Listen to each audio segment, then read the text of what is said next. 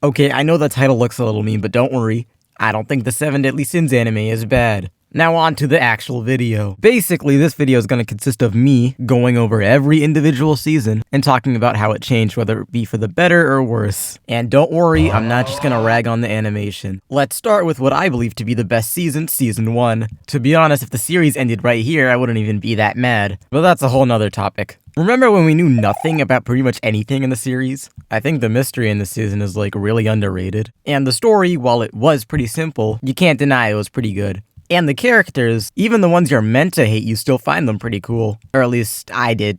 I guess I'm the only Jericho fan out there. But the world building was still pretty cool as well. Although the magic system was pretty vague. Don't get me wrong, I think Full Counter is really cool. But I kinda wish that they went more in depth when it came to learning about spells and stuff. Is that what they were called? The spells? I don't know. I know that there was that one scene in Season 2, but that scene makes me really angry for another reason I'll get to. But I wish there was more scenes like that. Still, it didn't take away from any hype the series had. And while I am pretty mad at them, I must admit A1 Pictures did a pretty good job when it came to animating the series, even though they decided to drop it after releasing a movie that nobody would watch. But we'll get to that. The only thing I really didn't like was the whole Elizabeth character in general. She gets better, but for now, she's just kind of... Meliodas. Overall, it's just a really good start to the series. I wonder how Season 2 will turn...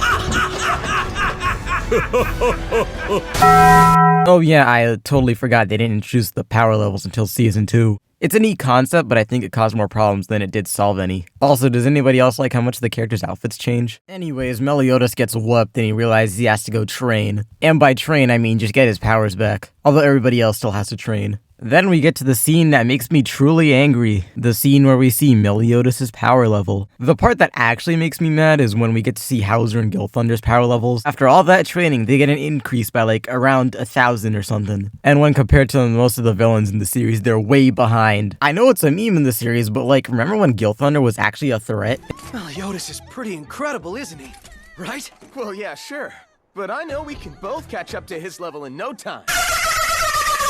Just kinda sucks to know that from now on the humans will be fighting fodder. With Jericho, it makes me especially mad. She gets all this development, with her realizing she's not that strong, and then she drinks demon blood only for that to hilariously backfire. Then she realizes that she's gotta get strong on her own, after the death of her brother. Oh, and by the way, this is totally just me going on a tangent, but her brother died in the most pathetic way possible. I'm not even joking. And then Jericho inherits her brother's ice powers, but by then I don't really care because she's not gonna do anything that important other than fight demons, or the fodder ones at least.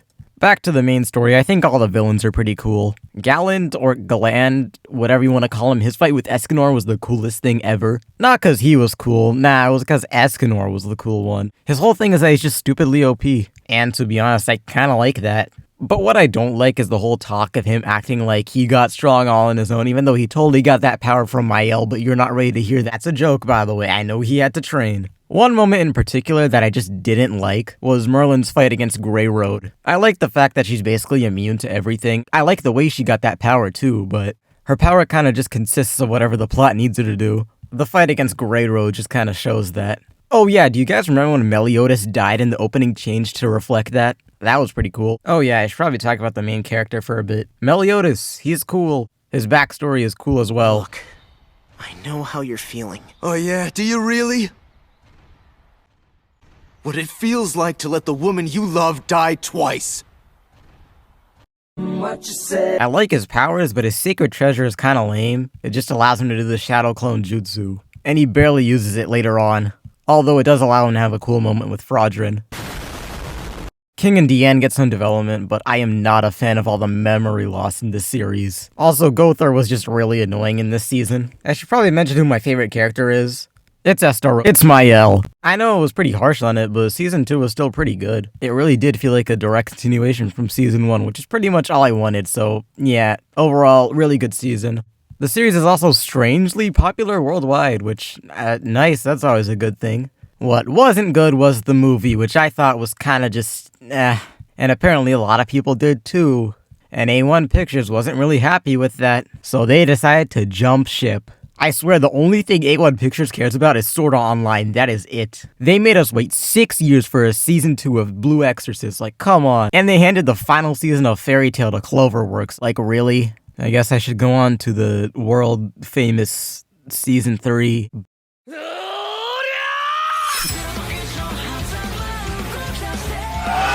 By the way, did you guys know that on Amazon Prime, when Season 3 first came out, the opening was still unfinished? That's how rushed it was. What the heck? I still like the music though.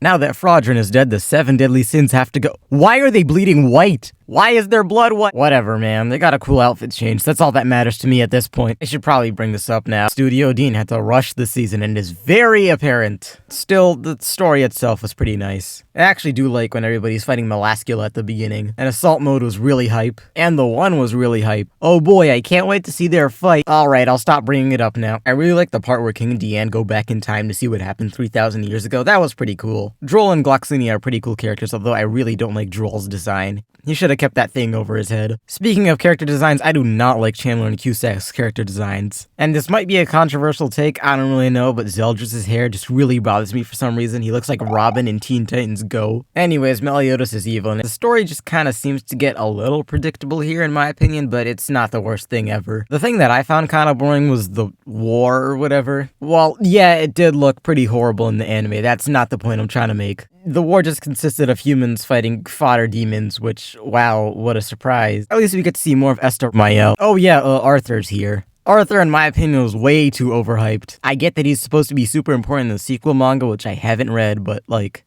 still, he's been hyped up since season 1. You could have done a little bit more. I know the chaos arc happens, but like, still. At least the reveal of Elizabeth's backstory with Meliodas was also pretty dope. The same thing goes for Monspeet and Darriere. They were pretty cool. I don't have a transition, let's go to season 4 already.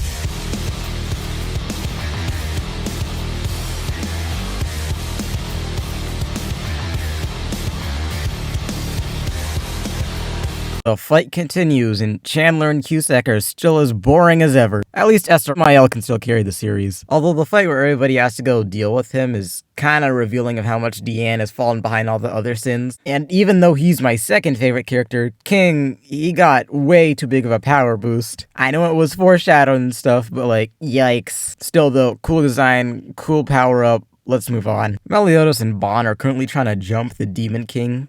Oh yeah, the Demon King is kind of the most overhyped, boring villain ever. He's like all for one in the sense that you care way more about Shigaraki than, him. His design is alright, but not when he's in Zeldris' body, but that's a bit later. Bon gets a power-up, a really huge power-up. This one I'm okay with, because it's basically just him going inside the hyperbolic time changer.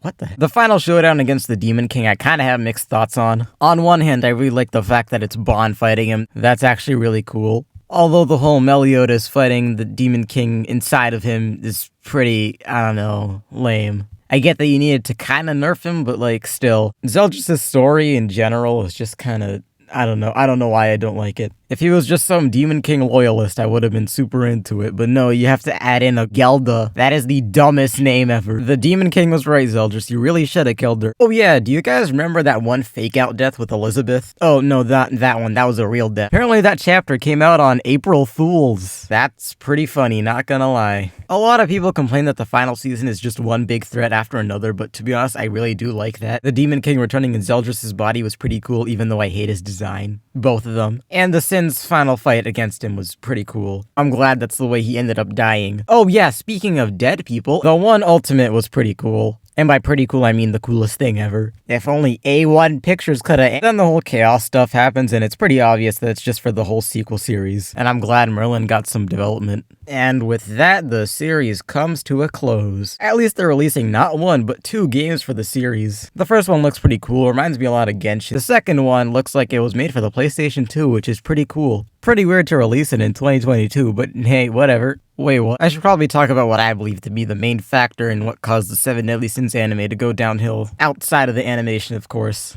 Well, for starters, it felt like there was so much padding in the series. Also, stuff just kept happening out of nowhere. The Demon King being a super boring villain also contributed to my hatred of the final season. Hate is a strong word, but yeah, it got really boring. All of those factors combined together really lead you to think that this anime went downhill by quite a lot. Which, in my opinion, it kinda did, but still, you can enjoy the series, no one is gonna stop you. Unless Escanor decides you can't. So yeah, that's pretty much it. 3 likes and I'll read the sequel series.